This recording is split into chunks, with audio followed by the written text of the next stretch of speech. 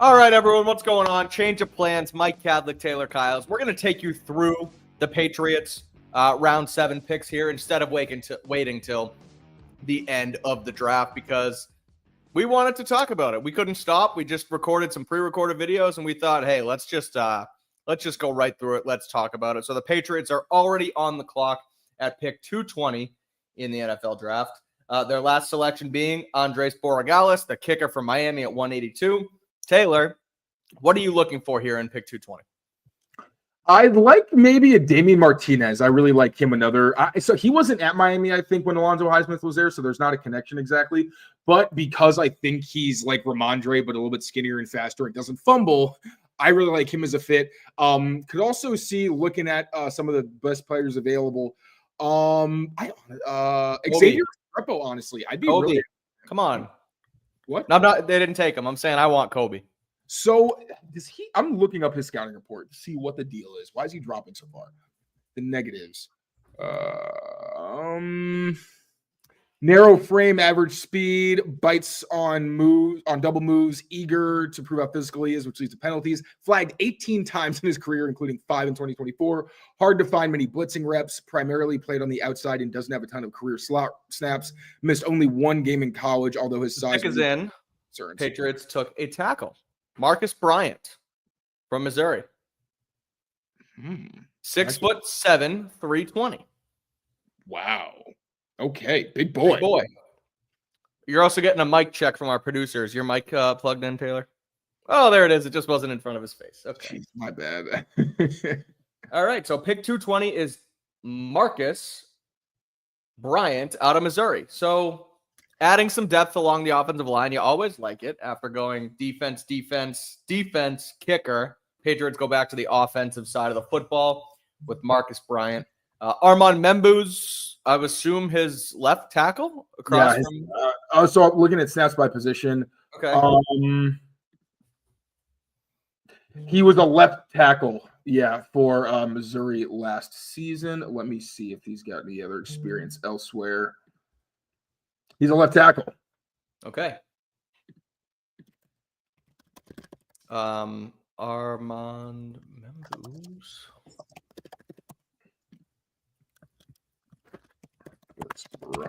Interesting. Okay. So again, it's depth.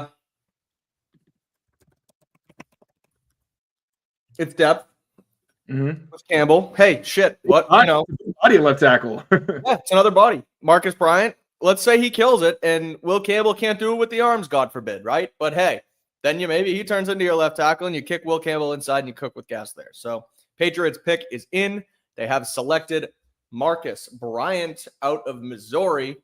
And Amit just promoted. We're going live again on CLNS, and he's got the what's the girl from Monsters Inc.? Why can't I think of her name? Boo. The one where she's tired, and yeah, that's basically all of us right now. But yeah, De Silva said it. Get ready to move inside, Will. That was kind of my take. I was obviously kidding, just like he is. But Marcus Bryant wasn't ranked in Dane Brugler's guide. I'm looking at Lance Zierlein. He says a 5th-year senior with 42 career starts between SMU and Missouri. Bryant is a tall tackle whose upper body strength and punch timing are critical in making up for his lack of natural knee bend. He's an average run blocker who might be able to reduce his run block losses with fewer outside zone reps. Bryant has the tools to provide pass protection in the NFL, but he needs to keep working on consistency of his technique. That's very interesting. That sounds like a potential guy, legitimately, and this is what we talked about, where I was saying, like, if you get Will Campbell and Anthony Belton, like a big-bodied guy, I wouldn't mind. I mean, if he's just an average run blocker at left tackle and his struggles are outside zone in a gap offense, that's not that bad.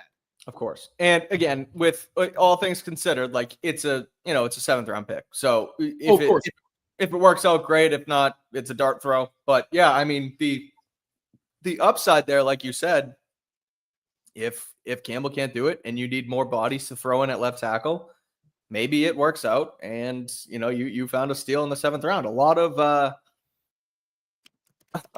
of tackles / guards have sort of came late. You think of Mike Onwenu as one, but wasn't I guess Trent Brown is back and forth, but Trent was a late round pick. Like they're kind of all over the place. So I mean, hey, if it works out, it works out. We are rapid fire here now. Marcus Bryant goes to 220. The Jags pick at 221 is already in. Patriots coming up at 228, excuse me. That will be their final pick of the NFL draft. So once that's over, we'll kind of do a day 3 quick wrap. We'll take you through everyone the Patriots selected and maybe do a way too early grade on the draft, God forbid. I know that people don't like their draft grades very much because, I mean, what the hell are you supposed to do with a bunch of players that everybody already knew what they were coming in? I mean, sometimes there's steals, sometimes there's not, but yeah, maybe we'll do that. So Patriots coming up in about 8 picks. Marcus Bryant. What's going on with the chat? Good depth piece. Still want Kobe. I do still want Kobe Bryant as well. Ooh, okay. Marcus Bryant, an under 5-second 40-yard dash. So he's quite the mover. So I like that. I saw another comment that. Do you think 228? Oh, camp arm. Would you go with? You don't want a quarterback at 228, do you, Taylor? No. Why are you taking the quarterback? Maybe with that pick is the only one where I'd be like, all right, I just don't care. But I don't think it makes sense considering they told us they want this room to help Drake May. I don't see how a developmental rookie helps Drake May. No, I agree. Let's. A UDFA would be the way to go there. I would think.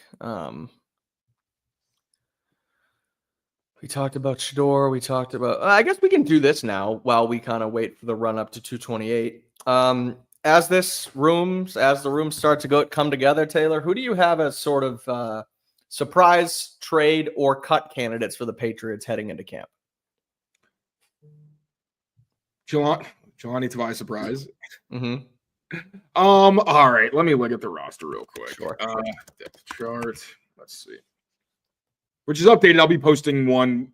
Honestly, once shit slows down, I'm so out of whack right now. But I will get there. Antonio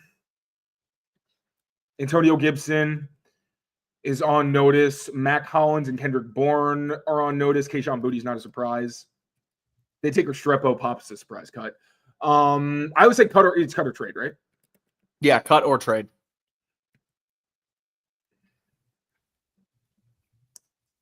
I would love to know where they're headed. I guess technically, since they just signed him, maybe Kyers Tonga could get Kyers Tonga. Oh yeah.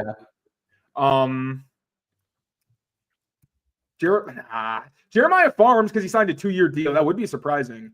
I think Farms is a cut candidate here for sure. Yeah, for sure. Anthony Jennings, but I don't put it that high on the list of probabilities. Like that would be a shock because he's so good at what he does. I don't think that the fact that he's more one-dimensional even matters. Yeah. Let's go safeties. I would say Marte Mapu and Jabril Peppers. Okay. Prize cut candidates. So Craig Woodson comes in and plays well enough that he can, bump some of those guys out. No, he's a 4th-round pick, so he's not going to get cut unless, And Pettis, has a role on special teams. Springer likes him. He has a role. He's not just a safety, so I can see him sticking around. But, everybody but Duggar, Schooler, Pettis, and Epps. And even Epps, I don't think he's safe necessarily. Yeah.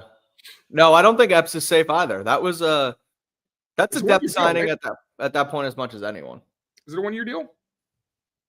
Yes. At least I'm pretty sure it was a 1-year deal. 1 year, 4.4. So that's enough in Burley. Bro, imagine they draft Kobe Bryant and we have Marcus Jones, Kobe Bryant, and Marcus Bryant. I will lose my shit. Who's Marcus Bryant? Oh, duh. The tackle. He's like, who the hell? I gotta get out of here, folks. Who the hell are you even talking about? Who the heck is Marcus Bryant? He's the guy they just took Kadlick. Jesus. That was funny. All right. A couple more. Oh, Damian Martinez is gone. He went to the Seattle Seahawks.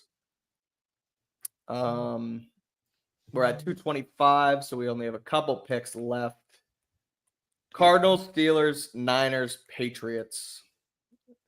And then we'll go. Oh, actually, I think I know him because I was watching Donovan Ezaraku. And I was hoping to see Ezeraku against the right tackle. Oh, yeah, I think I should have it. Against the right tackle, Armand Membu, obviously. But most of his reps came against the left tackle. Ezeraku didn't do anything in that game.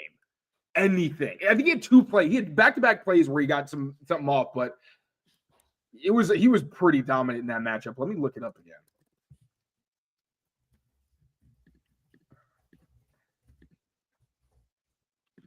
Marcus Bryant. That's not what I wanted to do.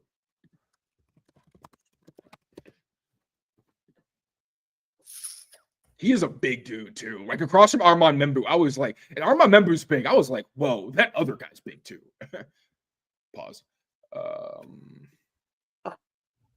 Classic.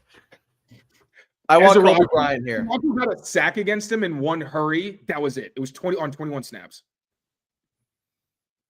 Who? Ezeraku. With oh, Marcus wow. Bryant. Oh, that was that game that everyone was watching. Why, when I first watched Ezeraku, I'm sorry, I had a delay on my end.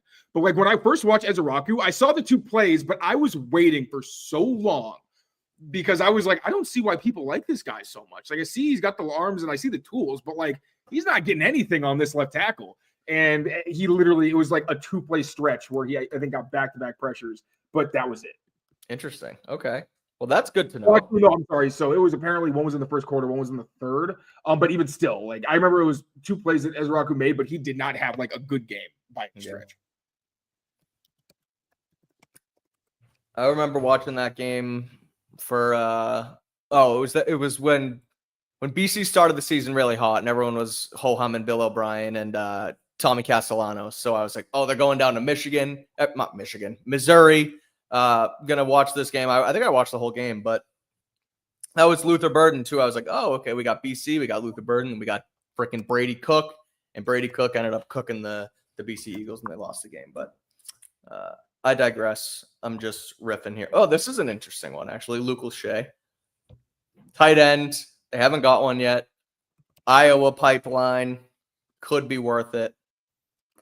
Would you take a tight end at this point, Taylor?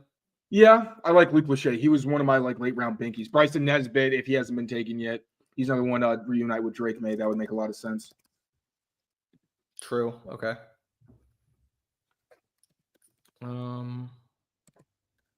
Kitten Crawford just went to the Arizona Cardinals, safety out of Nevada. So we're 3 picks away from reacting live to the Patriots' entire 2025 draft class. Unless, of course, they trade up into round 7, which I don't think they will. And yeah, I think that's kind of where we're at. Drew Kendall already got drafted, didn't he? Yeah, he did. Yeah. Eagles. Sorry, Eric. Drew Kendall went to the Eagles at 168.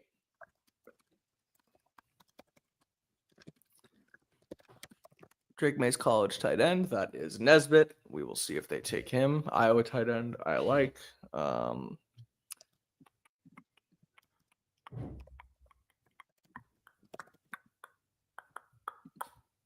I'm just stalling. I love how we can get on the drop of a hat, 3,600 people in here to just watch us wait for picks. That's why you guys are the GOAT. That's why you guys are the best fans around. You know what we can do? Speaking of fans and speaking of paying the bills as well, we'll listen to our friends at Prize Picks here. We'll listen to them as the Patriots are coming up in 3 picks. It's Steelers, it's 49ers, it's Patriots at 228.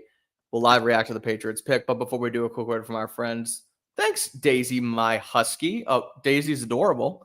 And apparently we're awesome to watch. Well, Daisy is awesome to watch on our screen as well. So on that note, Prize Picks.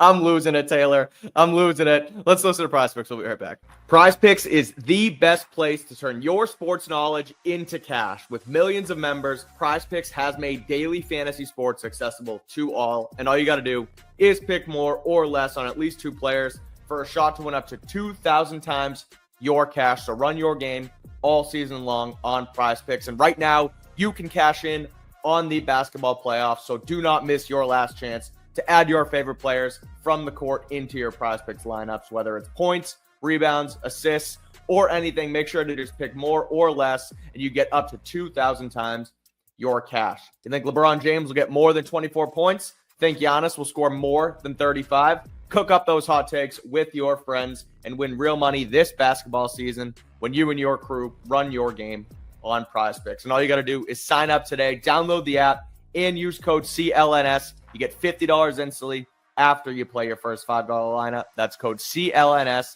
and get $50 instantly after you play your first $5 lineup. PrizePicks, run your game. Marcus Bryant's talking to us right now. Who? Marcus Bryant. Wow, that was fast. You know Marcus Bryant? I didn't hear the name that time. I know who he is now. I just didn't hear the name. That's so funny. Why is that guy talking to us? If you want to go listen, I guess I can just sit here and riff for 3 minutes. But we have the No, that's fine. I'll stay here and I'll just report on anything that comes okay, up. because we got the pick coming up in a few anyway. Steelers. Oh, the Patriots traded out. I hate this team. Oh, they traded all the way back. No, I don't. The Patriots have Mr. Irrelevant right now. Oh, they have the last pick. They traded 250. They traded 228 to the Chiefs for 257. 251 and 257. Oh my God.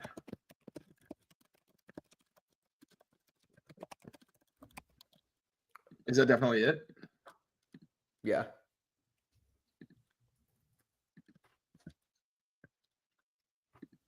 Oh God. I honestly was thinking earlier, I was like, this feels like the way they're going, I feel like they deserve to have Mr. Irrelevant. Like, it just feels like it would be a great way to bookend it. That's pretty wild. Oh, do we have to stay on here through the entire round? Okay, how about this? This is so funny. I should have listened to you. We should wait. Plan. Oh my God. That's okay. That's okay. The football gods are punishing our diligence. Okay, so how about we do a recap leading up to the final pick? So, like right now, we'll go. Yeah, that's a good idea. We go through it. It's Mr. Relevant. Like at that point, Yeah, it's right like the 257th pick, and we have so after the next pick. When's the next one?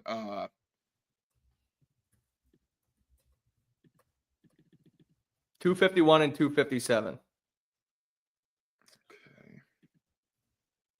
Yeah, those are literally the last two. Wait, why is it not? It didn't update with the 257. It didn't update for the Patriots to have the Chiefs pick. Maybe they're still doing it.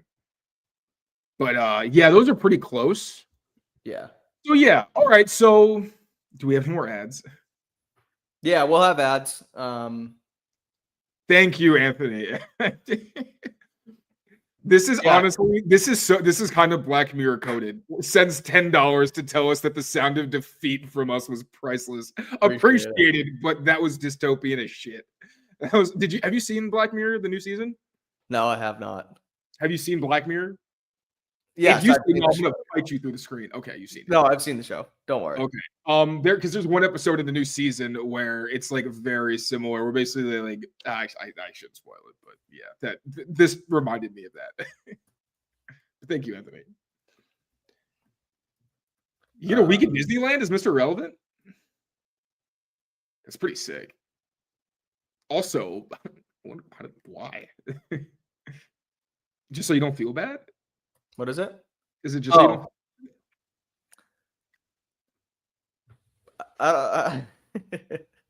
They just promote us there. I think they like usually do the whole like ad campaign where they're like, oh, like it was so sad, but I will overcome.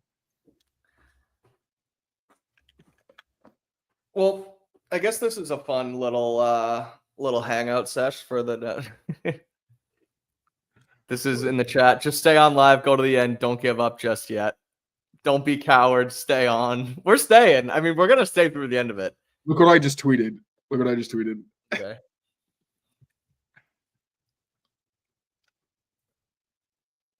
Where's Tayler Kyles? You've seen that one, right? Pretty much, yes. That's literally what this feels like. Yeah. Oh boy. Okay. Let's get to some questions. Let's do that. All right. So we'll lead We're up. getting super chatted now. So off There we topic. go. Yeah. Feed the money machine, and we will swing the super chats. Keep us alive and well here on the stream. Nakoti Barrow says off topic, but wanted to get your opinion on shows. This is a perfect little staller here. He says favorite is American Horror Story. I've never seen American Horror Story. Have you? I've seen the first few seasons. There's some bangers, man. Like the first season is pretty nuts. They've got some really good twists and things you don't expect. And the actors in it are mostly fantastic, which helps. I stopped watching when they did Freak Show, which is where they're like at a carnival or something. I just kind of was tapped out. There's so many. Like Kim Kardashian's in one. It's fucking terrible, by the way. My God. She can't act for shit. I can see that. But she can do whatever she wants, literally. But yeah, it's would I recommend it? I would recommend it. I think, has Kate seen it before? I don't think so. I think you two would enjoy it. Especially the first season.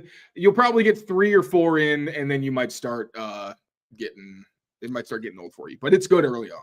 So on the off topic, but on the question, let's go. We're getting super chatted like crazy. Hey! So this is when I'm making sure I get some of this. First of all, well, if you know, you know. But this is so funny. Okay, so on the topic of the shows, my favorite show universe of all time is Breaking Bad. It's Breaking Bad. And it's Better Call Saul, and it's Is it because of black people? Sorry. Wow. Okay. I'm sorry. No, that's an inside joke. I'm sorry. I forgot where I was. At any rate, Breaking Bad, Better Call Saul, El Camino. That whole universe is outstanding. The way they tie it all in is great. Vince Gilligan's the GOAT. I hope that I don't think I'll ever make a show again, but if he does, it'll be amazing, and I'll be a fan of it forever. Prison Break. Are you a Prison Break guy? No, I want to watch it though. That one's good. That one's a classic. Does it stay good or does it kind of fall off? I'm so hot. I'm taking some. So I think they went 4 seasons and then took off like 5 or 6, even 10 years. It was a long time. And then they brought back another final season. So I watched it through, and all of a sudden they were like, yeah, we're going to do one more season like 10 years later. And the last season was awesome and really tied it all together. So a good show. I would recommend it. Okay. Is it 5 seasons? Amit in our back end chat is pissed off about us talking about Prison Break. He goes, the show falls off. How many times can you break out of prison, dude? So I agree with that. Like seasons 2, and then I think they break out of like a second prison. Spoiler alert. But then there's like a whole government conspiracy behind it, and how he is like the guy who is running the prison breaks. I can't think of it all off the top of my head, but it's a good show. I would recommend it. Now I'm kind of intrigued. What's the conspiracy? So there's this like government. How do I even describe it? I know that it's called Scylla, and there's like files, and I'm too tired to explain it, but something where I forget if he's involved or if I wish I watched the show sooner. You have to watch it because I'm not going to give you a good enough synopsis. But I have one that we can talk about. I haven't watched it yet, but I do want to acknowledge this real quick. Okay. Mobland is my next show because I finished 19 and a $50 super chat. That's crazy. Thank you so much. Piperness? Whatever your name is. Piperness. So I finished 1923.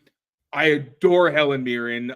That show is fantastic. Highly recommend. So that's the next one that me and Liz are trying to get on. But with draft season, like I am so far behind on my YouTube and everything. Like I feel like my algorithm is begging and just like crying through my phone. But Mobland is up next. I'm very excited to see it. I love Tom Hardy. Obviously, freaking James Bond's in it, that handsome bastard. And my brother actually watched it, and he was like begging me to finally watch it last week when I was in Florida. So that's on the docket, and I will report back. Okay. We'll shout out this name that we don't know how to say for the $50 super chat. Amazing stuff. We really appreciate it. Anthony Landry says at this rate, stay on through round 1 of 2026. If you keep sending the super chats, we'll stay on as long as possible. But we appreciate the kind words. We appreciate the cash as well. I mean, seriously, like we joke about begging for super chats or whatever. Like the fact that you guys even do that and send your hard-earned money in here into the chat like that is really freaking cool, and we appreciate the hell out of it. So thank you so much. Pat's Pro, good afternoon, boys. Don't be cowards. Stay on.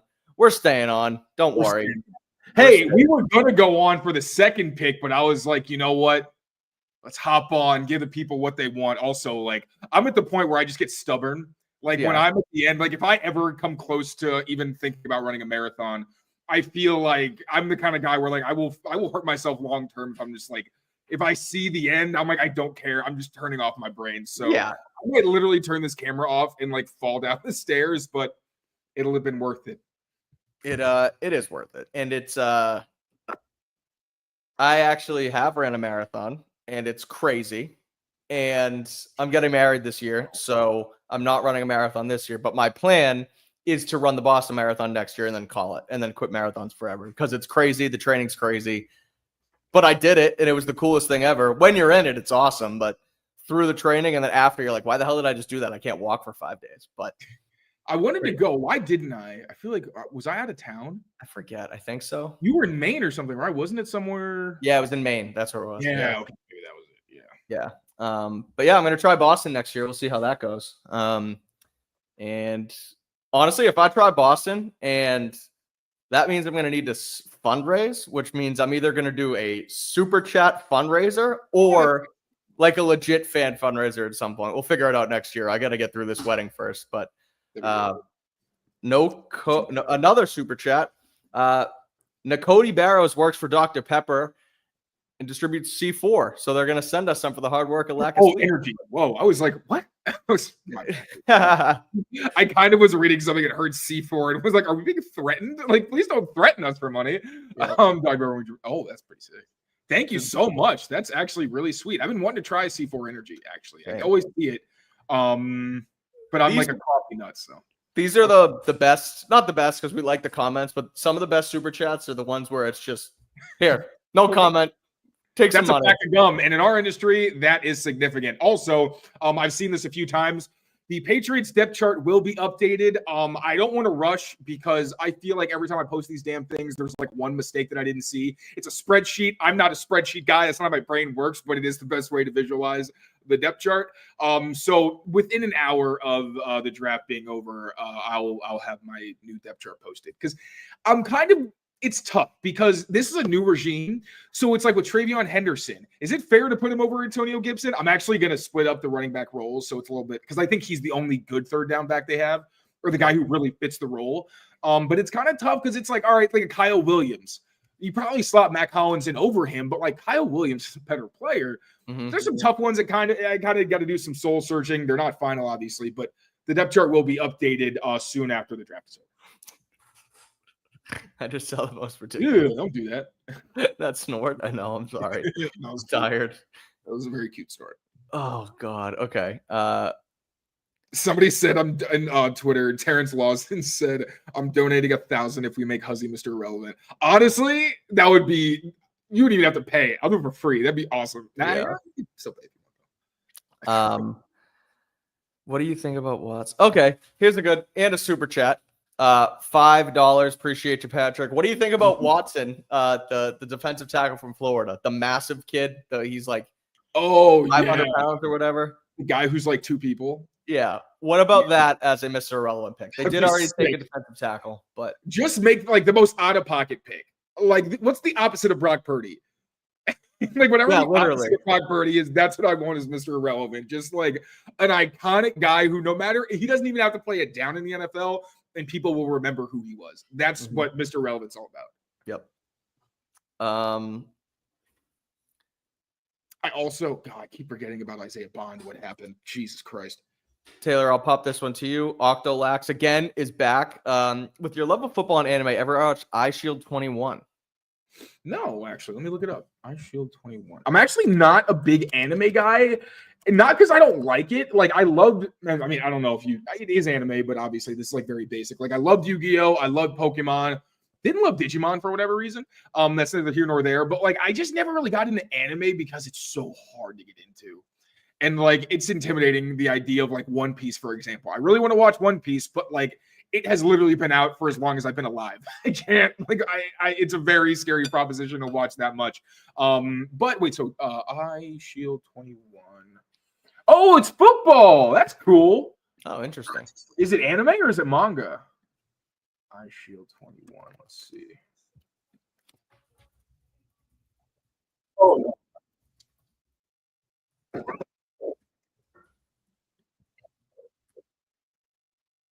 yeah, no, I don't think it's a show. It's manga. Quinn Ewers went to the Dolphins in other news. He got drafted? Mm-hmm. I guess if you don't have Tua, could do worse. I thought they were going to take Shedeur at one point. Zach Wilson, Quinn Ewers, and Tua. I mean, no offense to Tua. We're getting so many super chats right now. This is actually incredible. We love you guys. I'm trying to sort them out here as we talk. $20, Bill Siflard. I just want to know, is your favorite pick of day 3 once the Patriots are done? Oh, so we'll tell you. We'll come back to that. Also, Tulsa King. That's one with Sylvester Stallone. I keep seeing clips of it. I think now that I've watched 1923 and have like talked about Mobland, I think my algorithm is starting to get infected with all the other gang shows. But honestly, I like Sylvester Stallone as an actor, so I would be very interested to watch that show because the clips I saw look very, very interesting. So yeah, I think it's also because Sopranos maybe that just started this whole thing when I was doing that whole month of travel. Oh yeah. The Sopranos. Now it's I already liked Yellowstone, but yeah, I'm on one right now. So Mobland, and then I'll watch. Got it. Okay. Oh, I got one. I gotta shout this one out. Okay. Arcane, dude, you and Kate would love this. What's I think about? Liz and I literally just spent an entire weekend just binging this show. It's incredible. What is it, and what's it on? So I think is it World of Warcraft? Correct me if I'm wrong. I think it's World of Warcraft like characters, and they basically make a show out of the archetypes or what the characters are. But like it's this. Have you heard of Blue Eye Samurai? No. It's similar where it's like an animation, but it's gore, like looks like a painting. The way like stuff you don't really see ever. Incredibly done. Oh, League of Legends. Thank you. It's League of Legends. Okay. And like the music's incredible. The storylines, the character arcs are really, really interesting. So Arcane's fantastic. It's got 2 seasons. They just had the second one. Bryant's here. But yes, fantastic. No! Come on. So what's up, fellas? What show are you watching right now, other than the draft? A little synopsis here. So we didn't know, we were originally planning on a live show after the draft, a rapid recap day 3 reaction. Then we pre-recorded a couple videos on some of the prospects that the Patriots drafted, and then we were like, you know what? Let's just do the recap once the 7th round starts. We'll get through pick 228, and then we'll end it right there. So naturally, we're waiting for pick 228, and they trade all the way back to Mr. Irrelevant. So we have to sit here through the entirety of the 7th round. So we've been getting a ton of super chats, which has been pretty good. But we called. I fell to my knees when they made that trade. I fell to my knees. I was like, "Look, I'm still I'm chilling on the ground right now." Like, he never got him. The only thing saving my sanity is that it's Mr. Irrelevant. If it wasn't, I would have passed him. So who do you want? Who's Mr. Irrelevant? We were talking to 400-pound D tackle from Florida, like somebody memorable. I want Bryson Nesbitt still here. Give Drake May his buddy back, right? In Lampkin. Lampkin too. That would be fun. So I guess what we can do. Well, actually, let me clear out these super chats because people are just sending us money to stay on, Brian. So, hey, not a bad yeah, list. we'll take it. Eric asks, out of curiosity, with everyone wanting us to get a tight end, have we given up on Jaheim Bell? So, Brian, you mentioned tight end as well. Are you out of the Jaheim Bell realm, or what do you make of that? I wouldn't say I'm out. That'd be an interesting fit to see what he does with Josh McDaniels, right? If he and if they lean more into maybe that fullback type role, because that feels like the way they're trending with Giovanni Ricci. More of that body type. Like we talked, not like the traditional fullback like Jakob Johnson, more of that athletic guy. So maybe that is Jaheim Bell, or again, I like Bryson Nesbitt a lot. Tez Johnson just went, damn. But to the Broncos, to Tampa Bay. Oh, wow. That's a good fit for him. They got a lot of receivers right now. They do have a lot of receivers. What did they get yesterday? Oh, they got a Emeka Egbuka. They took Egbuka round 1, yeah. Who is basically Chris Godwin. Yeah. More super chats we haven't hit on yet. Taylor, what's your take on Bell? I think that he has a lot to prove this summer. I love that he worked his tail off on special teams to earn himself snaps on offense, but I didn't see enough to make me think that he's going to factor in at all this season, at least as a tight end. Again, if he excels on special teams, I'm sure they'll find some kind of way to get him involved and give him opportunities to shine, but the sample size was so small and he didn't really do a whole lot with them, unfortunately. Yeah. Another one here. Do you think the Patriots will start another undrafted free agent run? Did they keep a UDFA last year? Yeah. Del Pettis. Yes. Del Pettis. So we'll see. We don't know who's on the board. Did you see that a UDFA was already reported, even though the draft hasn't ended? The Jaguars signed a guy in the 6th round. Yeah. Which, if the agents are like, yeah, can you pull out of the draft? I guess you can, right? I don't think you can pull out, but you could just say, "Don't draft me," right? Yeah. But does that make it legal to sign someone? That's what I'm wondering. Sure my guess is that he obviously didn't sign on the dotted line yet, and they have the parameters of the deal. Should he go undrafted? But they didn't say agreed to terms, did it? Didn't it say signed? Because that's what it would be. It would, if in free agency, when it's a negotiating period, they say they agreed to terms. Yeah. Speaking of the Jags, LaQuint Allen just went to Jacksonville. Oh, okay. I like that. Yeah. Didn't they take it back earlier too? Yeah, they did. Was it Bashal Tootin? Yeah. Who? Bashal Tootin from Virginia Tech. Oh, okay. Oh, Brian, good call on Braden Swinson, by the way. Thank you. That was my guy. Yeah. I had Josh Farmer too. Those were the two names I gave you last night, and there we go. Something about that hot chocolate got the brain flowing, I guess. But yeah, Braden Swinson was my guy kind of throughout this whole pre-draft process. There's a ton of good edge class, so you some guys are going to have to fall under the radar. But for a guy who led LSU in sacks last year and was top 5-6 in the whole FBS and pressures, I thought he was really impressive. So I know there were some, I don't want to call them character concerns because we went over it a few times today, but it didn't seem like or something. Yeah, Dane Brugler had something in the beast. Yes. You probably so it was that he butted heads with the coaching staff and was suspended for 1 or 2 games. He was suspended for first quarter of 2024 game for not meeting team standards. So okay, yeah, there we go. So it's probably more than just a small disagreement. He probably buzzed on something, but it's only also a quarter. So it's like the Wes Welker thing. Same thing. Yeah. Foot stuff, you got a quarter. And that's why you have Mike Vrabel, right? Right.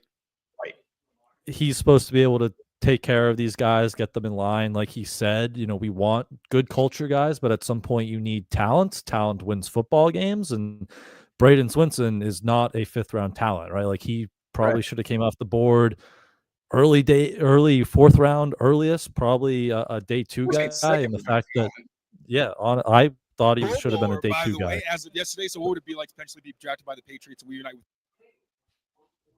Who's doing that? I didn't just puppet. So what the hell was that? I think that's Amit.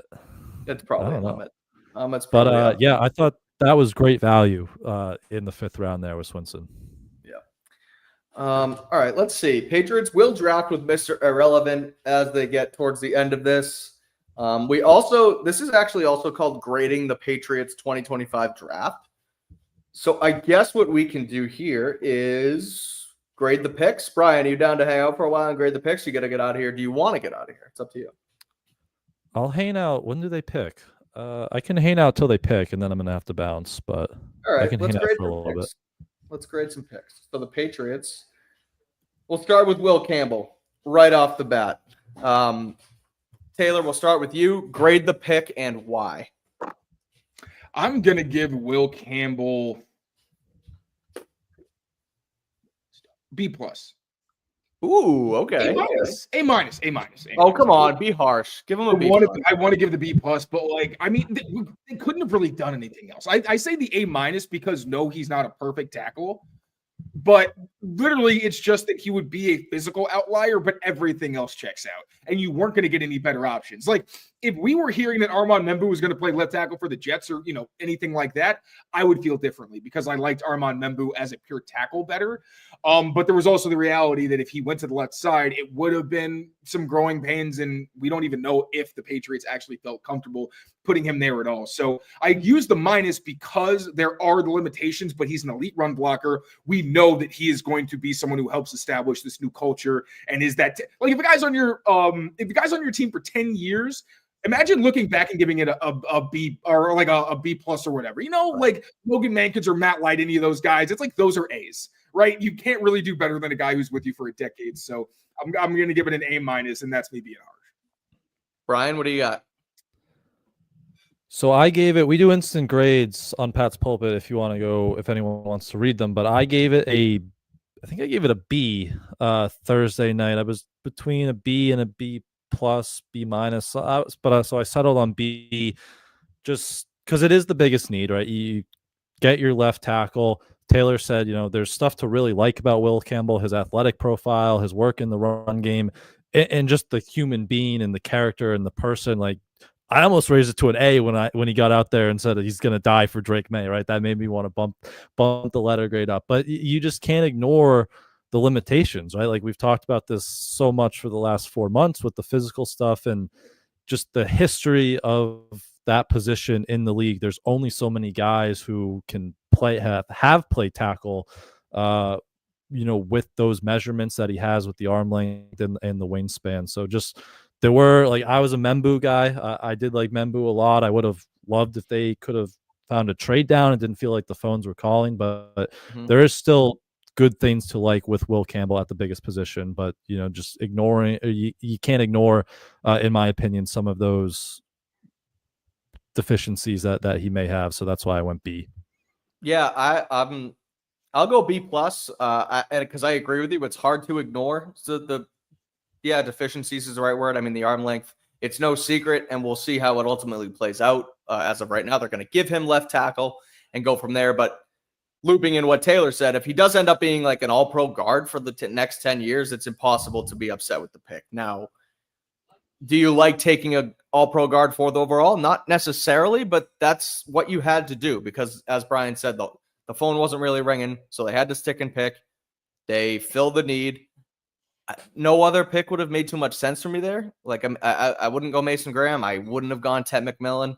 I thought about it, but Will Campbell was the right pick at the right time.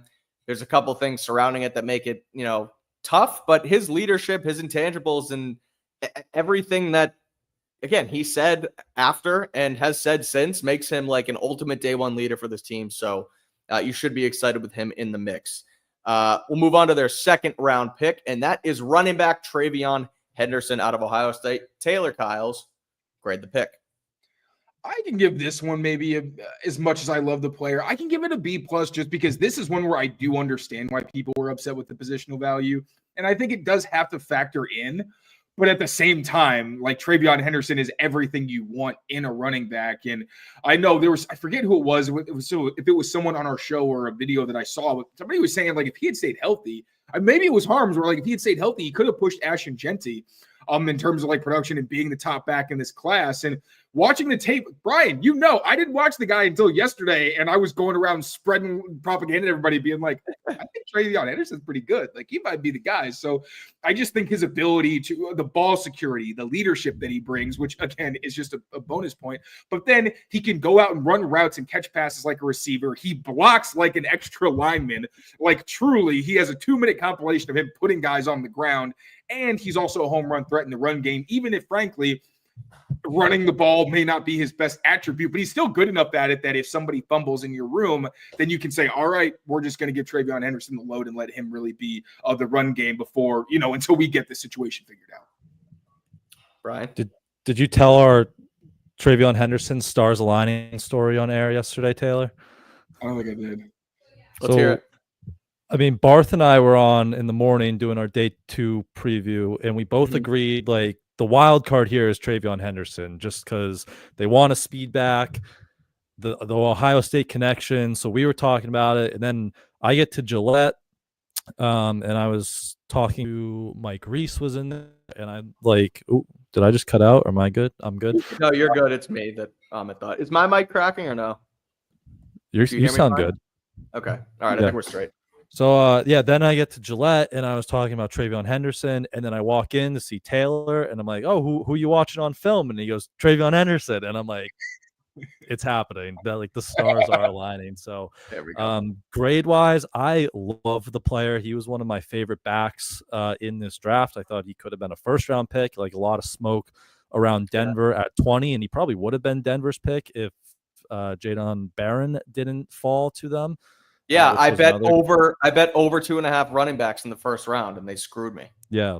So Barron fell, which was a great pick by them. Like, him and Pat Surtain are going to be a ton of fun on that defense. But, like, he was a first-round talent. He brings that speed element. He's so fun to watch as a pass catcher. And then elsewise, like Taylor just mentioned it a little bit too, like another one of these high-character locker room guys. He was a captain. He used his NIL money to, like, retire his mother. He didn't care at all that they went out Ohio State in the portal and got Quinshon Judkins, like a big-time running back addition that he had to split the backfield with. So another high-character guy. I think for my grade, I went A-. Just, like, I love the player. I don't love drafting a running back in the second round, but I love the player, and I'm like best player available guy, so I'm not going to get mad at them when clearly he was the best player on their board there. Yeah, and that's why I stick with a B here. It's because I don't love running back at this spot, as I'm sure that whoever of the 5,500 people are here now probably have heard this 3, 4, 5 times now over the course of our couple live streams. I don't love the value. I just think that there was other holes to fill. I've turned into a draft for need guy, as bad as that may sound. When the roster's this bad, you want to fill those holes. But looking at the rest of the round, the rest of the day rather, which we will right now, when you get a Kyle Williams and when you get a Jared Wilson later on and still fill holes elsewhere that you need with players that, like, if they reached or took Jaden, maybe not a reach, if they took Jaden Higgins or if they had taken like a Luther Burden, those were guys that fell out of the first round for a reason. The only reason TreVeyon Henderson fell out of the first round was because he's a running back. So it's a good pick. I like it as a B. I maybe even would lean B+ now that we've seen it. I mean, his pass blocking tape is just ridiculous. That's fun. Like, Brett Coleman came on the show a couple weeks ago and told us he's basically a 6th lineman when he's out there. So, and now that you see how the rest of the draft unfolds, it's like you figured if they didn't go Henderson second round, it probably would have been a receiver or maybe an edge, right? Yeah. And the receivers you were probably looking at, like, who did they miss from the second to third round? It was really just Trey Harris, right? Went in that kind of gap, and then you still had your choice of Kyle Williams, Jalen Knoll, who they liked, and they got their choice in Kyle Williams. And then, Braden Swinson falls to you in the 5th round, so you still get a high edge guy there. So I think, now that you see everything in totality, it makes that pick even a little bit better there that you got him at 38. Absolutely. All right, we'll continue on in just a second, but we'll take a quick break and listen to our friends over at Game Time. We'll be right back. Patriots Daily is powered by Game Time, the best place to get last-minute tickets to your favorite events. And with the NBA playoffs officially here, we all know it's better to go see games in person. So make sure you use the Game Time app to get to your favorite team's games today. They have last-minute deals with killer prices. You also get the all-in pricing feature, views from your seat, the lowest price guaranteed, and so much more. And Game Time takes the guesswork out of buying NBA playoff tickets. I'm heading in to Boston this week to watch them take on the Magic, and I use the Game Time app because it is the best place, my favorite place, to get tickets to your favorite games. With their last-minute deals, you can save up to 60% off by buying last minute for sports, concerts, comedy, theater, and more. So take the guesswork out of buying tickets with Game Time. Download the Game Time app, create an account, and use code CLNS for $20 off your first purchase. Terms apply. Again, create an account and redeem code CLNS for $20 off. Download the Game Time app today. Last minute tickets. Why is it doing that? Did it just cut out for you? Yeah. Last minute tickets, lowest price guaranteed. Game Time. Use code CLNS. You get $20 off your first purchase. Terms apply. And yeah, come watch these Patriots with a new draft class. No, Ahmed, I'm not going to Game 5. I that was an old ad. We gotta figure that out. I did go to Game 2 on Wednesday. Use the all-in pricing feature, and the prices did in fact go down the closer it got to game time. So I missed out on that, but use that code CLNS. $50. That's Prize Picks. Use code CLNS, $20 off your first purchase. Okay, moving on. Pick number 3. The Patriots select Kyle Williams out of Washington State, 69th overall. Taylor, grade the pick. I'm going to give Kyle Williams, I think this is an A. Okay. Like everything that you've heard is that he's the best pure separator. He's got the best release package, and it's all true. Like this is a guy who can hit the home run deep. He can hit the home run underneath on a slant, on a screen. I think he's got much higher upside as a route runner if he uses his hands a little bit more consistently. And learning from Stephon Diggs is going to be awesome. Like people are already comparing him to Diggs. I've seen comps to Brandon Cooks. So you can immediately just go back and look at what Brandon Cooks did with Josh McDaniels and have an idea of what we might be able to get from him. And I just think he's a really well-rounded player. The mentality that he's got. He's an older guy, but there's maturity about him where his perspective, I uploaded a video on Twitter in the wee hours last night where he talks about like your goals don't care about your feelings and that you just basically just his motivation. And this is a guy from I think he's going to be someone who can start from probably day one. I think he's the best X option they have, even though he doesn't have the size that you would expect. And that's why I think, even though consensus had him behind Jalen Noel and some other guys, I think he is a better ISO guy than really any of the other players that were in that range for the Patriots. So made all the sense in the world to me. I think this guy's absolutely going to outlive his draft stock. And I'm excited to see what he does with Drake May, man. It's going to be electric. Brian, what do you make about Kyle Williams? Is there any, I'll ask you for your grade, but is there any bust potential with a guy like this? I know it's the 69th pick, so bust is kind of a strong word, but could this not work out? I mean, there's always a chance, right? And you look at him, smaller school, Washington State and UNLV, not the greatest competition at those schools. So, and I don't want to say he's small because like he's 5'11", like 185, 190, but maybe he can't hold up on the outside, right? And he becomes an inside only player. So there's definitely a chance, but I like him a lot. This is my type of receiver, guys with vertical speed, guys who can separate all over the field. So I love the pick and can make plays happen with the ball in his hand. He averaged 16 yards after the catch last year on targets behind the line of scrimmage. So this is a guy, you just get the football in his hands and he can make some plays with it. So I love Kyle Williams. I was a big fan of him. Since Barth put me on him, like before the Senior Bowl, Barth was on that really early. So I gave Kyle Williams an A there yesterday too. Yeah, I'll go A-. The pessimist in me is like, well, why did this guy fall to 69 if everybody loves him so much and thinks it's a slam dunk? Kyle Williams in the chat hopefully will break the curse. That would be great because we desperately need some real wide receiver juice here in New England. But I'll go A- just to err on the side of caution because there's such a universal love for this pick that something's just a little bit fishy. But third, it feels like that with the whole draft. I'm getting nervous. No. Like everyone nationally is like the Patriots are. Bedard loves the draft. Yeah, I almost just might make a complete 180 turn and be like, this draft sucks. Like you're all wrong, idiots. So, and that's where I come with my favorite pick of the draft, and I'll start the grading here because I've just been ho-humming the thing for like the last 2 days, and it's Jared Wilson at pick 95 for the reasons I explained when it happened, for the reasons I explained last night, for the reasons I explained this morning. This is an A+ pick for me. David Andrews retires. He doesn't retire. He gets cut. He's not retired. He's gone, though. He's not the center anymore.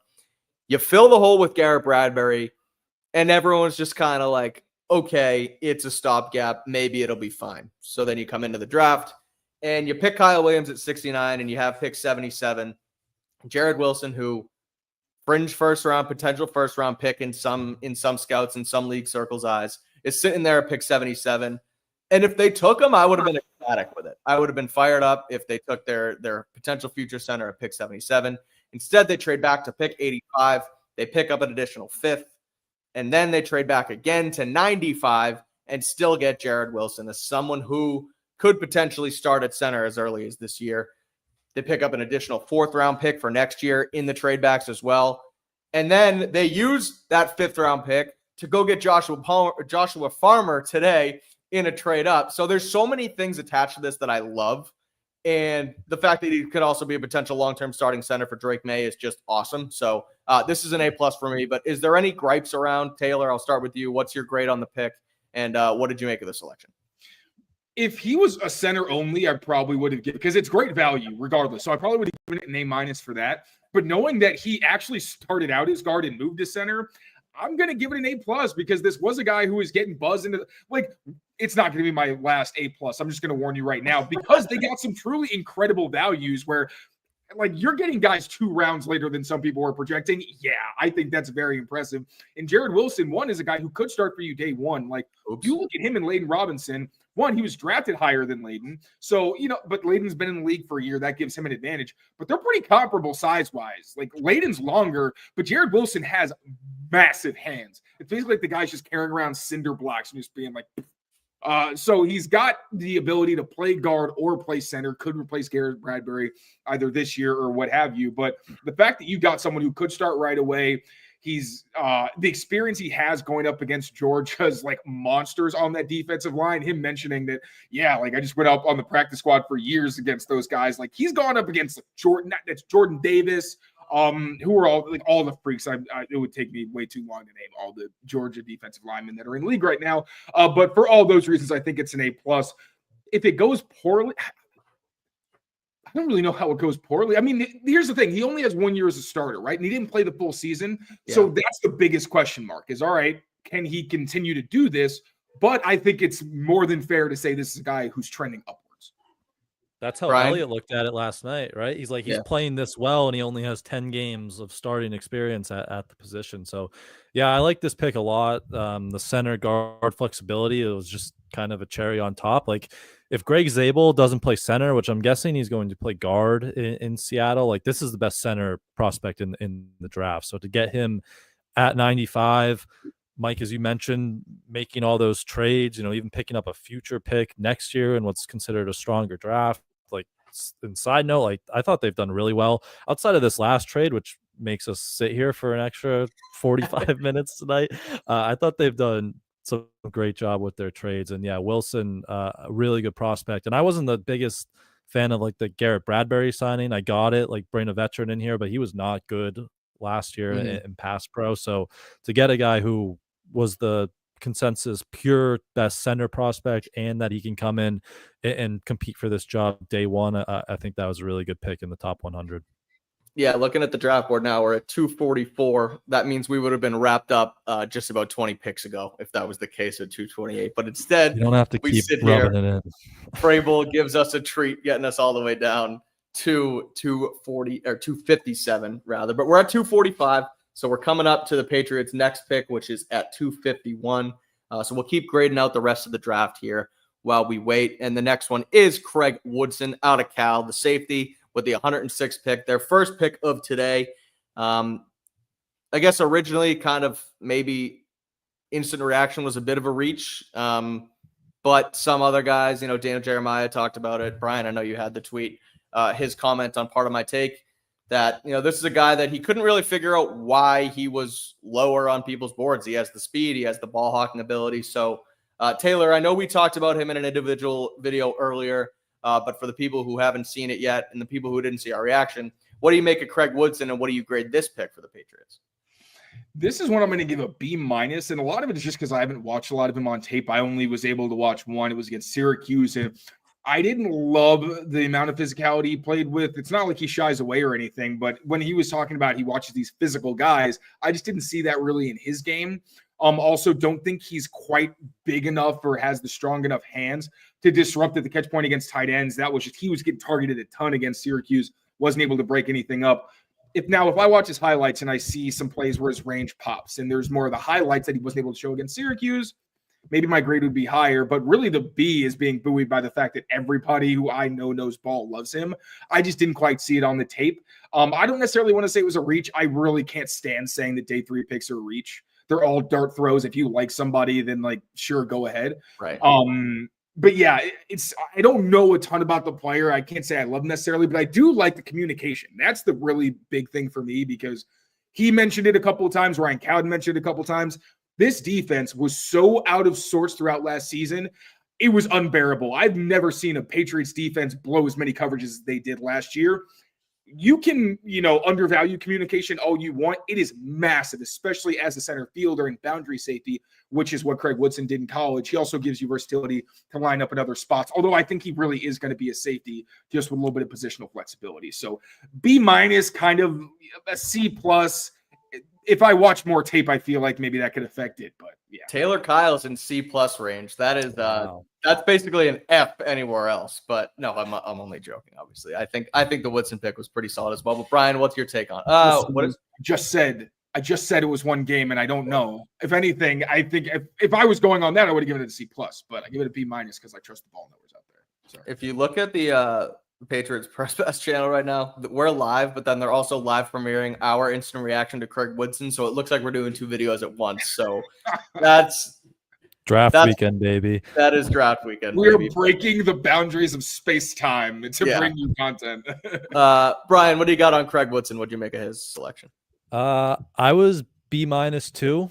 Okay. I was literally put on to him by Daniel Jeremiah on Part of My Take last week, and I went back and just watched. I forget the opponent I watched, but I watched one game of him, and yeah, kind of same thing as Taylor. Like he's has a lot of experience. He's versatile. Like he can play down by the line of scrimmage. Seems like he can kind of play the deep third too as well. So you'll see where he kind of fits in. A lot of special teams experience as well, and some ball production. So the communication, they seem really high on that. Like Ryan Cowden hammered that one home as well. So they seem to like him. So maybe he kind of frees up, Kyle Duggar, Jabril Peppers, let you move those 2 guys around while being a big role on special teams there. So he's older. He's 24 already, Unk status, right? He was teammates with Jalen Hawkins at Cal. So that's just something else to note. But yeah, I was B- territory there. Yeah, there's something to the, you can look at it both ways. You can look at, Tyler Shuck, get a job territory. What's Cam Rising's coming out next year as well. It's like, okay, keep holding on. But I mean, shit, when you're Craig Woodson and you're 24 years old, only, I guess if you're going to go to the league, that can only help you at some point. I mean, I know it could shorten your career a little bit, but having that sort of, the expertise and the what's the word I'm looking for? Expertise. Yeah. I gotta go to bed. But yeah, no, I like the pick too. My grade would probably be a B. I think it's fine. And we'll see where that goes. We got another super chat here saying that the CLNS multiverse timelines. That says timeliness, no? I think they meant, it's 2 S's in time. It's a typo, but it says timeliness. That's funny. I never thought about that. Yeah. All right. Well, let's keep going. Joshua. Saints are on the clock at 2:48, so the Patriots are up in 1, 2, 3 picks. Okay. Rapid fire then. Let's maybe try and grade these out by the time. No, we won't, because we're gonna have some time in between. So. I don't think it's going to take us long to grade Andres. Joshua Farmer, 137, defensive tackle from Florida State. The guy they used one of their 5th-round picks to go move up to, which is why I love the Jared Wilson pick and maneuver so much. But Taylor, what are your thoughts on Joshua Farmer? How does he fit into this Patriots defensive line group, and what would you grade the pick? I think he's a position versatile guy, and since they've got pretty solid depth at all of the starting positions, I think he's probably best as a 3 technique. I could see him at 1 technique, especially in obvious passing situations. I really like him. I like the maturity, the leadership that he brings, an alpha mentality, as Dane Brugler reported. So he kind of continued that trend of the high character guys. But also, like, he brings the physical tools that you think a Terrell Williams wants, where he's violent, he's strong, he can 2-gap and control the point of attack, he can get upfield. He needs to be more consistent, right? There's plenty of things to work on. There's a reason he fell. But talent-wise, this was another guy who was taken way later than a lot of people expected, and where his pure talent would tell you that he would have gotten taken. So this is another one I gotta say A-. Like, this isn't close to where people thought he was going to get drafted, and it addresses a position need for the Patriots because Milton Williams is here for the long haul. We don't know what Christian Barmore's future holds, and there's really no one behind him who you see as being a long-term fit on that interior defensive front. Brian, what do you make of Farmer? I like him too. I agree with everything Taylor just said. Like the length, the hand usage, like violent, but he's twitchy. He's got a good first step, so he could probably grow a little bit in the run game. But yeah, to put him in the mix with that defensive line, and he is versatile. He can move up and down. I like that a lot, and I like how they were aggressive and they traded up because 4 out of the next 6 picks after Farmer were defensive linemen. So I don't know if they were anticipating that run, but they moved up and they got their guy before kind of a mini run of D linemen there in the 4th round. Text just comes in right now from friend of the show and a CLNS Media podcaster in his own right, all 32s. Mike Giardi texts me just now live on the show and says, tell Hines he's got to wake up. Get off the ground, Brian Hines. Wake up. The ground is comfortable, actually. I'm enjoying it. You're actually just laying on the ground? Yeah. He's doing it like they do in Japan. I respect it. He looks like he just got up from a nap or is coming off a bender. No, he's Mike G. First of all, Mike Giardi, you're more than welcome to pop in here if you want to come on the show. I don't know if you're probably great. Andres Borregales. Yeah, come grade the kicker pick with us, Giardi. I'll send you a link if you want to. But no, he's not coming off a bender. He's coming off of 3 days of straight draft talk with the boys as we continue to grade out the entirety of this class. Brian, you look like you have a comment for Mike. No. Oh, you had a smirk. You look like you were going to say something. No, I think me and Amit left Gillette at like 1:15 last night. So that's just where we're at right now. This is draft weekend. That's what we're doing. Earlier than you leave after a night game, though. Yeah, that's true. My gosh. You know what I just realized? They're going to get night games. Primetime games this year? Yeah. Oh, last year was like the one blessing for last year was they didn't have a lot of primetime games because covering primetime games is very annoying. Which obviously we're very lucky, but like it's like as having worked at a bar for a while, it feels like I'm back at that again, where you just leave when the entire world is knocked out of sleep. And then 4:00 games are just weird. Like it's just like you sit around during the day, like players say, you sit around. You the don't really 4:00 window is the worst, and you know who loves it is Alex Barth. Said that's his favorite time to cover a game. Sicko, of course. I like the 4:00 window. Really? Why? Yeah. Because you can red zone the 1:00 window, and then like there's only 3 or 4 games on, so you can just focus on the Pats game. Because that's like when it's a 1:00 Pats game, especially home when we're at the stadium, like you are oblivious to what is going on in the rest of the league in the 1:00 window. So if you have that red zone window where you can follow the league for 1:00 and then just lock in on the Pats at the 4. And then you still get home like at a reasonable hour. You're not at the stadium till like 2-3 a.m. like a primetime game. Like I enjoy that window. I like that. See, so no, I need to go to bed. I'm an old MFer. So I'm like we're there at 4. That means we're there till like midnight. Instead, I'd rather the 1:00 get home at before Sunday Night Football and watch the second half of Sunday Night Football in bed and then just call it. Where 4:00 you get into it. Primetime, I know it's going to be a late night anyway, so it's just like forget it. I would rather primetime than 4:00, I think, to be honest. I like 1:00 because I like the primetime games. So you get the 1:00 out of the way. It's like, all right, the Patriot stuff's in the books. Whether they win or whether you lose, you can watch the end at least of a good 4:00 game or 2, and then you get the actual best game of the night. So that's why I like 1:00, because then if I still have energy, I get to watch the best football of the day. I've never really been a big red zone guy, to be honest. All right, so the Patriots have made their pick. So, Brian, I don't know if you're going to get out of here, but Mike Reese just tweeted his little Money going like this. He's Italian.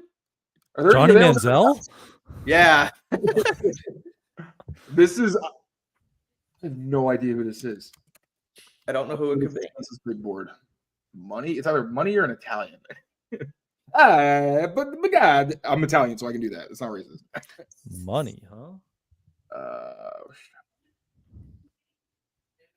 Isaiah Bond, because bonds like money. No, because he committed a crime. I don't think. I'm just looking at the. I don't know who it could be. I don't understand Mike Reese's clue, which are usually TJ, I'm not whining, I'm complaining. And I'm not sitting on a chair, I'm sitting on the ground, and I'm not whining about sitting on the ground, actually. So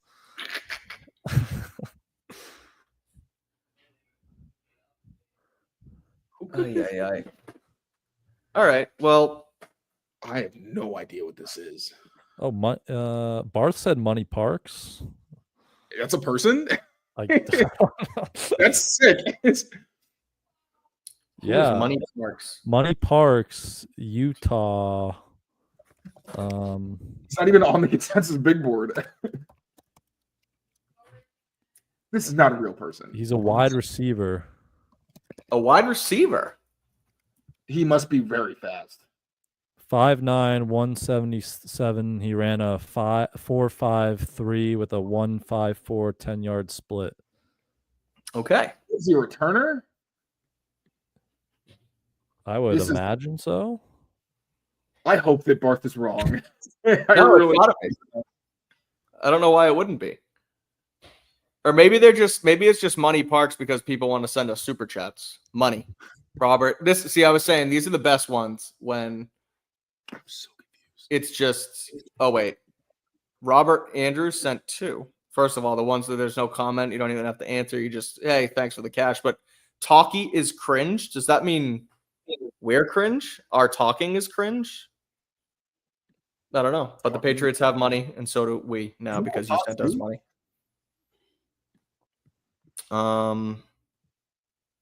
Amit read the tea leaves as snapper, like a long snapper. Imagine they drafted a long snapper. Oh, honestly, Amit's got a weird sixth sense for football. I swear, I would not.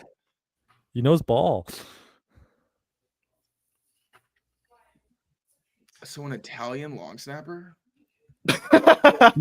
So Money Parks only returned 22 kicks and 27 punts. So I don't even think there's any snappers, punters. Long snapper. Okay, so there's William Wagner, Austin Brickman. It's a long snapper. Julian Really? Ashby from Vanderbilt, long snapper. He was Dane Burglar's 5th rated long snapper. Okay. That Damn. is Joe Cardona. Mike Garofalo says there was going to be a bidding war for his services as an undrafted free agent. New England picks him instead. Okay.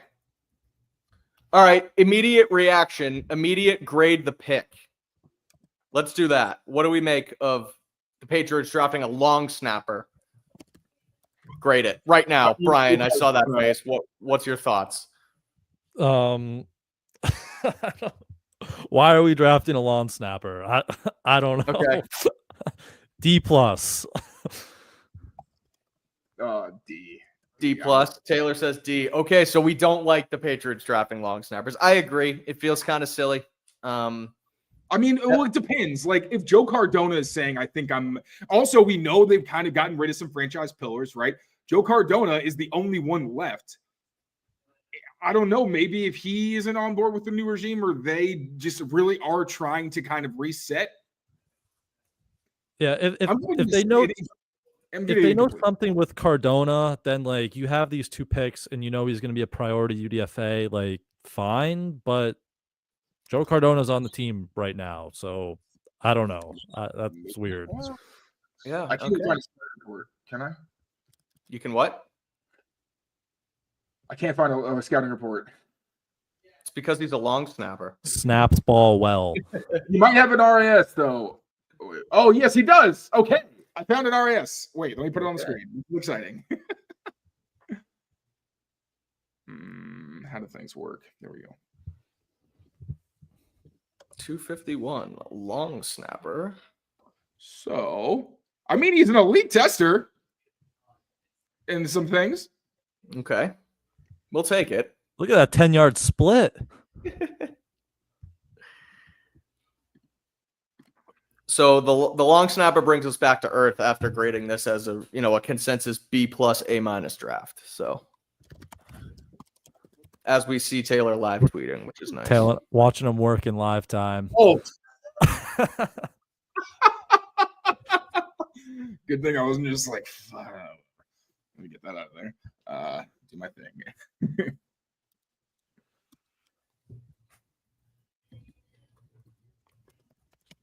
All right, so we have one more pick remaining.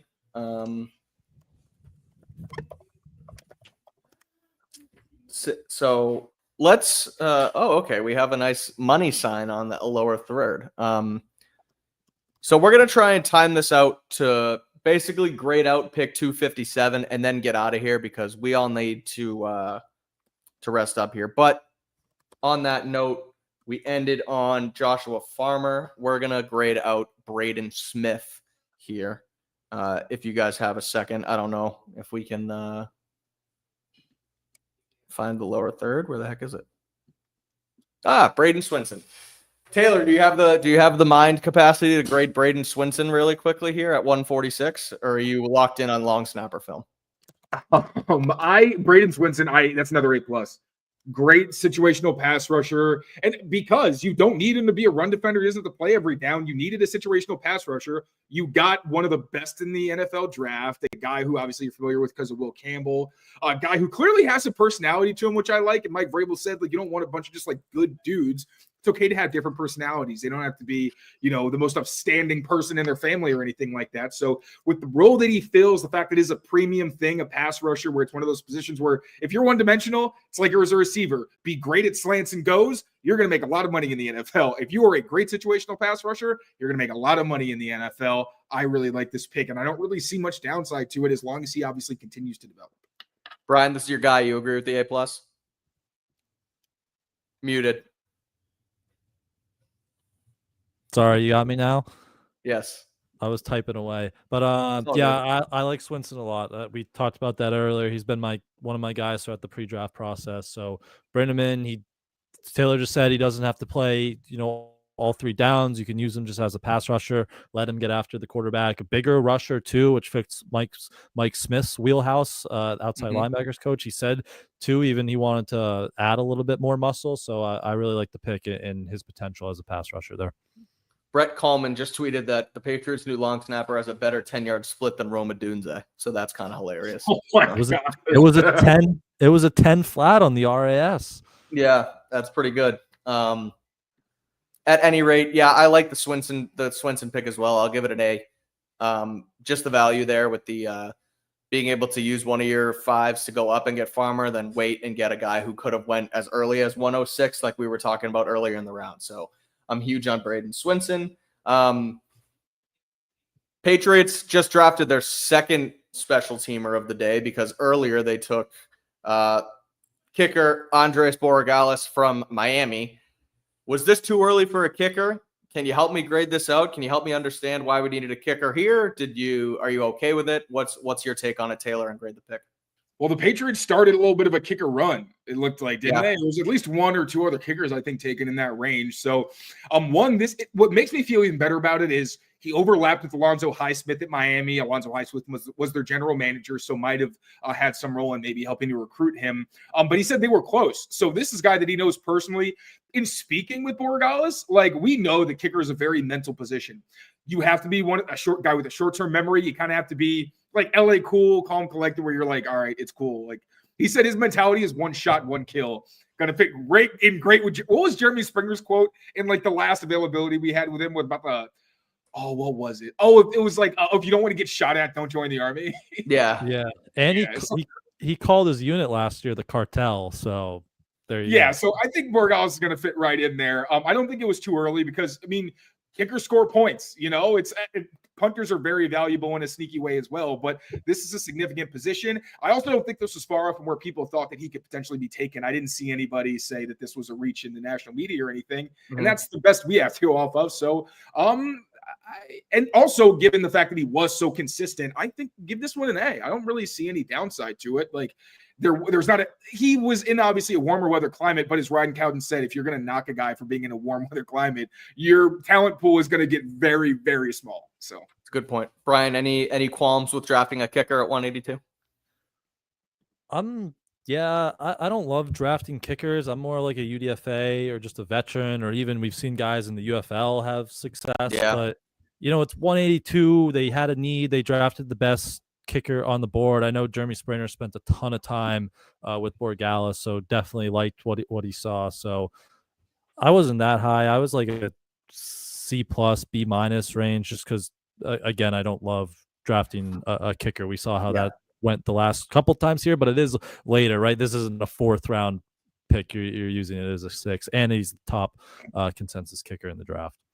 Yeah, that's why I'm with you on I think a C+ is probably the right grade here. It's fine because of everything else they filled, and I don't remember exactly who went around that time, but it's not like we were pounding the table for anyone that they passed on for a kicker.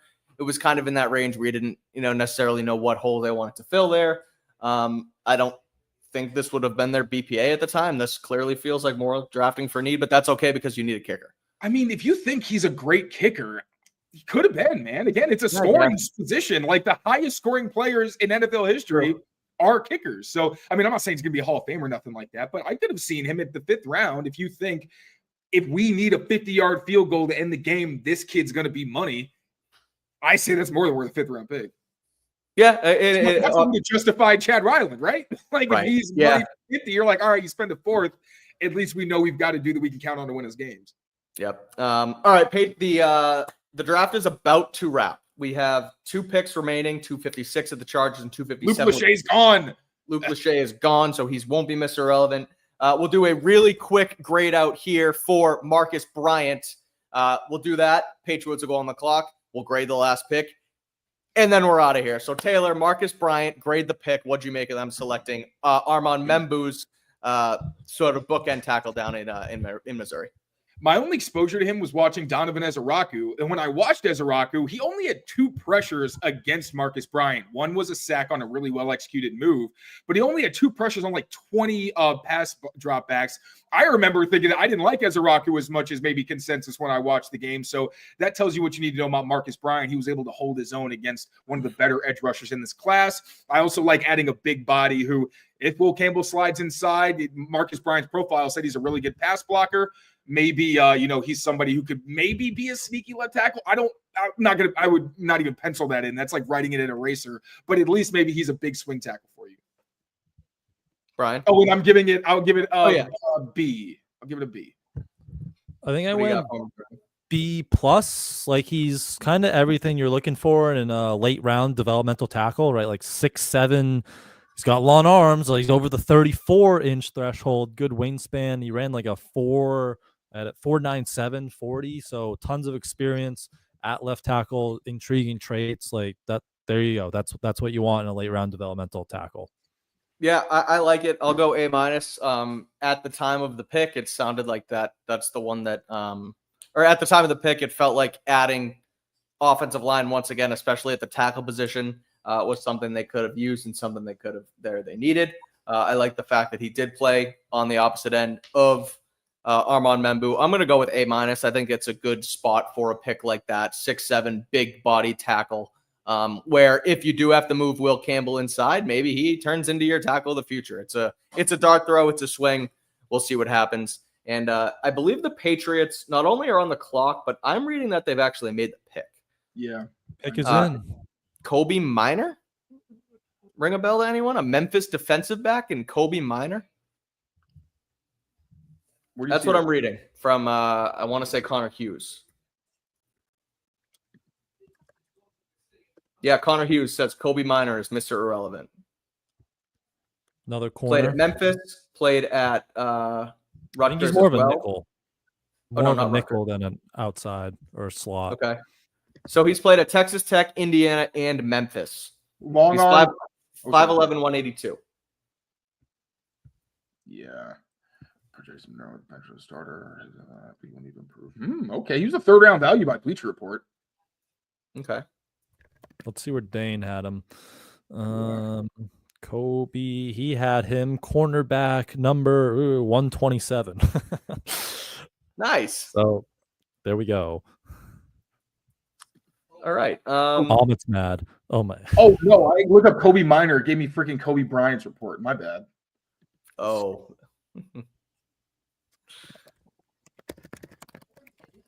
Patriots select Memphis DB Kobe Minor. Okay. I don't know how much more we can do. Brian, you out of here? Wait, grade it. Yeah. Grade it quick. Kobe Minor. What's your grade? C. Perfect. Right down the middle. Brian, thanks for joining us. We appreciate it. Thanks, buddy. See you guys. Get some sleep tonight. Yeah, seriously. Bye. All right. Taylor, I'm going to be frank. I don't know how much more I have left in the tank here. But Kobe Minor is the pick. So the Patriots draft class reads as follows. Will Campbell, Travion Henderson, Kyle Williams, Jared Wilson, Craig Woodson, Joshua Farmer, Braden Swinson, Andres Borregales, Marcus Bryant, Julian Ashby, and Kobe Minor. What are your thoughts on the class? Grade it for me before we get out of here. Giving it an A, man. They addressed every single major hole. The only position I think they still could add bodies is developmental tight end and developmental linebacker. For a team that had every position to address pretty much, I think they did a pretty bang-up job, so it deserves an A. Got your pass rush, you got your left tackle, you stocked up the defensive line and the trenches, and you added speed at the skill positions. I'm not sure what else we could have expected. Yeah, overall, I would give it an A as well. I think, as you mentioned, you have your hopeful franchise left tackle. You have a running back who's a playmaker. Kyle Williams is another playmaker on the offensive side of the ball to help Drake May. And then the Jared Wilson pick, you guys know it ad nauseum. I loved it. You then fill some edge rushing needs, some defensive tackle needs with Farmer and Swinson. I don't know about a long snapper, but whatever. As Garofalo reported, maybe there was going to be a bidding war, so you make it easier that way. You give him some guaranteed money up front with a pick, and then you go get Kobe Bryant to round it. I wrote Kobe Bryant on my tweet, so that's hilarious. It's Kobe Minor, and I am going to copy and paste that right now because I'm an idiot. And UDFAs are starting to come out, so we will obviously have you guys covered there here on the channel. So I think that's going to do it, Taylor. You ready to rock? You ready to roll? Are we done here? Do you got any final thoughts? I know I just asked them for you, but what do you make of the final thoughts are I think we have the best fan base out there. I really, really appreciate all y'all have done with the super chats and everything was incredible. Yeah. And also just keep it sane throughout all of this. Really, really appreciate it. Thank you all so much. Yeah, thank you guys. We appreciate the hell out of it. It's been awesome. It's been a great couple days. We love the super chats. We love the support. We love the fact that we can just go live and like immediately you guys just flock and hang out with us. That means the world. It's super fun. Appreciate the love. It really honestly, it makes like coming back and doing this every year that much more fun. Like it's like, oh, okay. Scott Puma sends in $20 without even a comment. So Scott, thank you so much. It means the world. We will be having you guys covered throughout the weekend. We have videos coming out. We'll be back on Patriots Daily throughout the rest of the week, throughout the rest of the season, all the time. So make sure you keep it locked in here on Patriots Press Pass. Again, thank you to our friends over at Prize Picks and Game Time to making it all happen as well. And that's going to do it for the Patriots 2025 draft class. So again, keep it here locked in for the rest of it. Subscribe to the show and take care of yourselves and take care of each other. And we will see you guys next time. Thank you, everybody. Peace out. Love you.